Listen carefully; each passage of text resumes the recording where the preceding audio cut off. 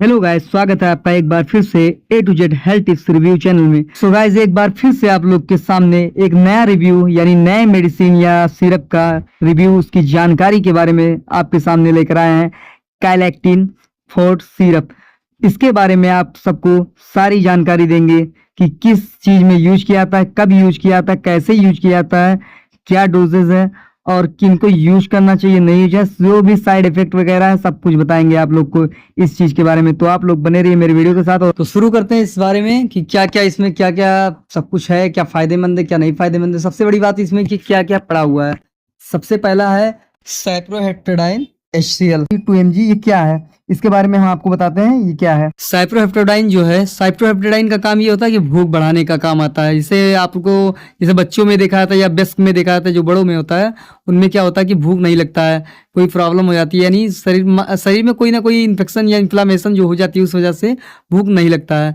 और भूख नहीं लगता है तो उसको भूख बढ़ाने के लिए इस साइप्रोहेप्टेडाइन का काम लगता है। ये भूख बढ़ाने में बहुत ही कारगर है। और जब आप खाना खाते हैं तो मछली और उल्टी जैसे आप लोग को लगता है, जी मचलाना खाना देखने के बाद के, वो सब खत्म हो जाएगा, उसमें सुधार लाएगा, उस लक्षणों में सुधार लाएगा। अब आते हैं सेकंड कंटेंट्स में। जो फार्मूला पड़ा हुआ है थायमिन हाइड्रोक्लोराइड। थायमिन एक प्रकार से विटामिन B1 है और इसका जो है उपयोग आहार पूरक के रूप में तब किया जाता है जब आहार में थायमिन की मात्रा पर्याप्त नहीं होती है। थायमिन की कमी का सबसे अधिक जोखिम वृद्ध वयस्कों और शराब पर निर्भर लोगों या ऐसे जो HIV एड्स मधुमेह कुपोषण सिंड्रोम भोजन की अवशोषित करने में समस्या से ग्रस्त लोगों में होता है, या जिनकी बायोटिक सर्जरी हुई हो या एक ऑपरेशन जो आपके पाचन तंत्र में बदलाव करके वजन कम करने में आपकी मदद करता है। थायमिन का उपयोग बेरी आहार में थायमिन की कमी के कारण पैरों और हाथों में झुंझुनी और शून्यता, मांसपेशियों की हानि और खराब सजगता के इलाज के लिए वर्निक कोर्साकोफ सिंड्रोम, आहार में थायमिन की कमी के कारण हाथों और पैरों में झुंझुनी और शून्यता समेत हानि भ्रम के इलाज और रोकथाम के लिए किया जाता है। थायमिन विटामिन नामक दवाओं के वर्ग में आता है। अब आते हैं तीसरे फार्मूले के बारे में बताते हैं, पैराडॉक्सिन हाइड्रोक्लोराइड के बारे में। पैराडॉक्सिन हाइड्रोक्लोराइड एक प्रकार से विटामिन B6 है, जो कि आपके बॉडी में विटामिन B6 की कमी को दूर करता है। और यह विटामिन B6 की कमी को दूर करने में मदद करता है, यह एनीमिया को रोकने में मदद करता है, और यह वसा और प्रोटीन के चयापचय में मदद करता है, और यह सामान्य रक्त शर्करा के स्तर को बनाए रखने में भी मदद करता है, और आपके बालों और त्वचा और आंखों यकृति को स्वस्थ रखने में मदद करता है। यह लाल रक्त कोशिकाओं तंत्र और प्रतिरक्षा प्रणाली के कार्य में सुधार करता है, और यह विटामिन B6 की कमी को आपके दूर करता है। अब आ जाते हैं चौथे फार्मूले पे। चौथा फार्मूला जो कि है साइनोकोबालामिन। साइनोकोबालामिन का जो प्रयोग है वो बताते हैं। साइनोकोबालामिन एक विटामिन B12 के रूप में जाना जाता है और ये विटामिन B12 की उपचार में कार्य आता है। और साइनोकोबालामिन विटामिन B12 के सिंथेटिक रूप है। यह शरीर में विटामिन B12 की कमी को दूर करने में मदद करता है। विटामिन B12 लाल रक्त कोशिकाओं के निर्माण में महत्वपूर्ण भूमिका निभाता है और शरीर में आयरन के अवशोषण में भी मदद करता है। यह अन्य विटामिनों के साथ लेने पर यह प्रतिरक्षा प्रणाली को मजबूत बनाने का और शरीर के चयापचय में सुधार करने में बहुत मदद करता है। इसके साथ ही यह तंत्रिका तंत्र के लिए बहुत ही महत्वपूर्ण माना जाता है। तो गाइस, अब आ जाते हैं फार्मूला नंबर 5। तो फार्मूला नंबर 5 में आता है नियासिनामाइड, जिसे निकोटिनामाइड भी कहा जाता है। विटामिन B3 माना जाता है, इसको विटामिन B3 के रूप में जाना जाता है, जो एक पानी में घुलनशील विटामिन है और स्वस्थ त्वचा बनाए रखने के लिए आवश्यक है। 1970 के दशक में इसके त्वचा देखभाल लाभों का पहली बार अध्ययन किया गया था।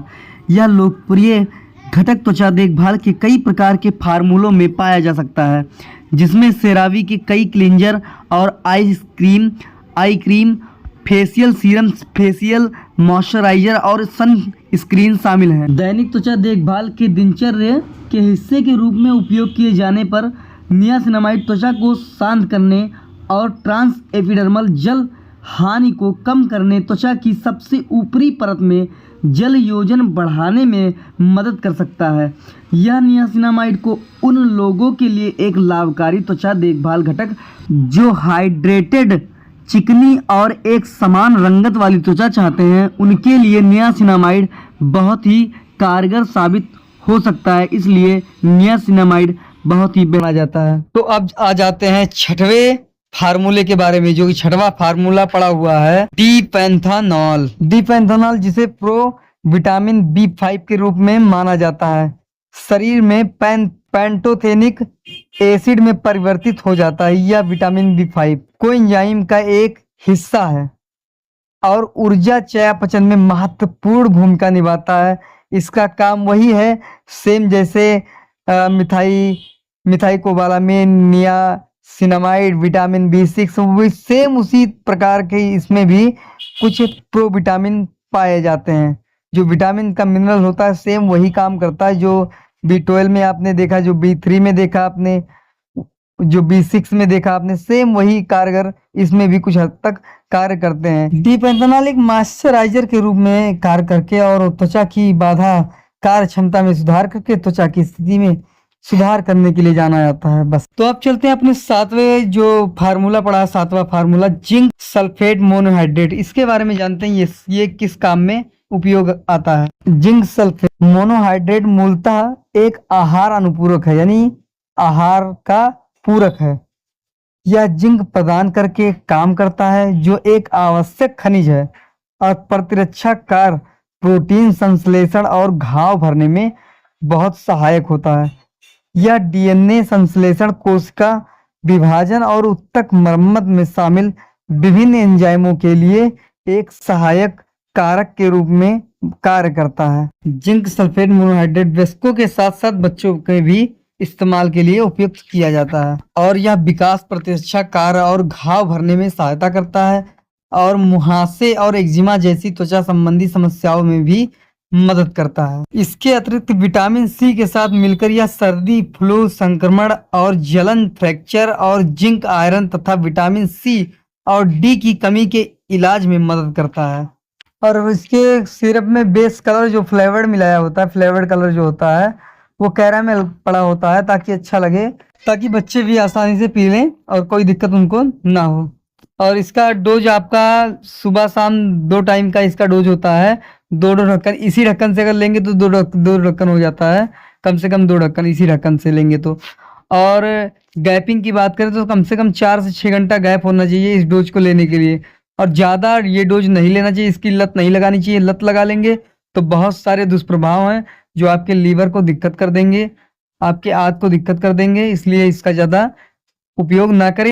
इसका एक जो साइड इफेक्ट होता है थोड़ा है कि इससे नींद बहुत आएगी आपको, तो नींद आएगी ज़्यादा, इसलिए ऐसे टाइम पे लें जिस टाइम सोने के टाइम पे लें तो बहुत ज़्यादा बेटर है। ताकि सुबह अगर लेना होगा तो सुबह में क्या होता है, दिक्कत हो जाता है कि बाइक से आपको काम करना रहता है, बाइक पे आपको चक्कर आ सकता है, नींद आ सकती है और आपके साथ कोई दुर्घटना घट सकती है। और एक बार डॉक्टर से सलाह जरूर जाके ले लें, ताकि इसमें लेने से पहले अपने प्रॉब्लम को उनको बताइए। डॉक्टर को प्रॉब्लम बताएंगे, उसके हिसाब से ये आपको प्रेस्क्राइब करेंगे। और इसी के साथ मिलते हैं अगले वीडियो में, अगले रिव्यू में। तब तक के लिए हम विदा चाहते हैं। अगर ये जानकारी आपके लिए कुछ अच्छा लगा हो, फायदेमंद लगा हो, तो चैनल को लाइक कीजिए, सब्सक्राइब कीजिए। और एक बात और बता देना चाहते हैं कि कभी भी अगर लीजिए तो अगर आप लोग दवा ले रहे हैं, मेडिसिन ले रहे हैं, तो कोई ब्रांड का लीजिए ताकि कोई दिक्कत ना हो। मान लीजिए कैलेक्टिन है, ये 2025 का न्यू वर्जन प्रोडक्ट है, तो अभी इसके बारे में कुछ खास रिव्यू निकल कर नहीं आया कि कोई दिक्कत भी, साइड इफेक्ट आता है। लेकिन इसमें क्या होता है कि आप लोग हमेशा जब भी लें कोई बेस्ट कंपनी का ही लें, यानी पेटेंट हो, जो पेटेंट हो वही लें। हम चाहते हैं, ऐसा सलाह करते हैं।